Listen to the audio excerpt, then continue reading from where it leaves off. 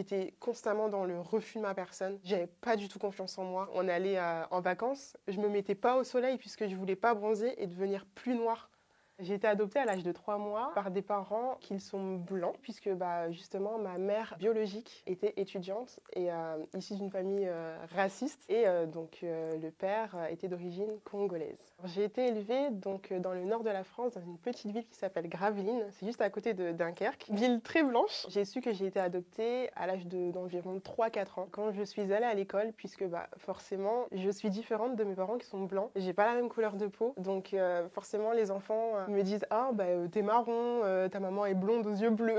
Je me posais pas mal de questions comme ah mais du coup est-ce que j'ai deux papas, est-ce que j'ai deux mamans, ou ah mais pourquoi j'ai pas les cheveux lisses comme vous, parce que j'avais les cheveux très très crépus. Ils ont décidé de prendre un rendez-vous chez le psychologue pour avoir l'avis justement d'un expert, et le psychologue leur a dit qu'il fallait me dire que j'ai été adoptée. Donc le processus a été assez compliqué puisque je suis passée par toutes les phases, et surtout par le déni et le refus du fait que forcément j'étais pas comme eux. J'étais méchante avec mes parents, donc par exemple ma mère, je lui disais mais t'es pas ma mère, mon père pareil. J'avais que des copines blanches, donc comment s'identifier à elles? Elles ont toutes les cheveux lisses, elles ont toute la couleur de peau blanche, elles n'ont pas tous les traits du visage que moi j'ai. J'étais constamment dans le refus de ma personne. J'avais pas du tout confiance en moi. On allait en vacances, je me mettais pas au soleil puisque je voulais pas bronzer et devenir plus noire.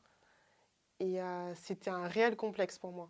Je regardais pas forcément la télé, les clips, etc. Donc on n'avait pas tout ce qui est Rihanna, Beyoncé et tout. Mais c'est vrai que c'était hyper compliqué de m'identifier. À chaque fois, je me calquais sur les autres, c'est-à-dire j'aimerais bien avoir cette coupe de cheveux.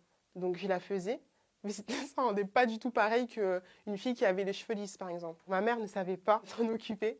Donc elle me coupait mes cheveux assez courts pour faire une petite afro, mais justement encore plus compliqué puisque on m'identifiait à un garçon. Et au niveau de la construction d'une petite fille, c'était pas au top du top, on va dire. Au niveau de ma famille plus globale, par exemple lors d'événements familiaux comme les mariages, le baptême, etc., je me sentais toujours à l'écart. Certains cousins, cousines me mettaient de côté puisque j'étais la seule noire. Forcément, je me sens totalement différente et eux le savent et le font savoir aussi. J'ai subi pas mal, beaucoup même, d'harcèlement scolaire. Je dirais peut-être au moins 15 ans de ma vie. Quand je faisais un chignon, on m'attrapait le pompon. On me disait à chaque fois que j'avais des grosses lèvres. Alors je m'étais renseignée pour faire une réduction de lèvres. Je m'étais lissé une fois mes cheveux, c'était la catastrophe. J'avais des rafales de commentaires. Je te prends pour une blanche. Je mettais des chewing-gums dans les cheveux.